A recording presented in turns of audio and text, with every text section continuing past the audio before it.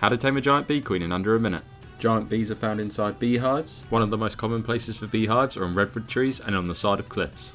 To tame one of these guys, you need to get yourself a full set of ghillie. If you have it available, you can use bug repellent, it will make it a little bit easier, but you don't necessarily need it. The giant bee is a passive tame, and to tame it, you're going to need rare flowers. If you don't want to attempt to trap the bee, the easiest way to do this is with a flyer. The easiest flyers are Pteranodon, as you can see spin the beehive and damage it. You need to be careful though, as when these small flyers get stung by the bees, they will dismount you. Bees will then also leave the same effect on you as if you were to steal honey from their hive. This will slow you down for 10 seconds, and during this time they'll just keep on stinging you. The easiest way to get around this is to use a wyvern if you have one.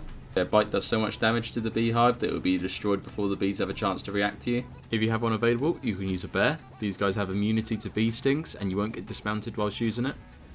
Once you've destroyed the hive, the giant bee will fall from the tree. At this point, you need to make sure you got all your ghillie armor on and then drag the red flowers to the last slot of your hotbar. You need to stay crouched and try and approach the bee.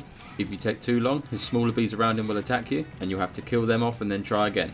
The easiest way is if you wait till he starts walking towards you and then you start moving towards him whilst crouched. As you both come together, it will give you the chance to feed him before the other bees can attack. At this point, the bees that were around him when you tamed him will now also be your bees. If you go up to your queen bee and press E, you will obtain a beehive from him.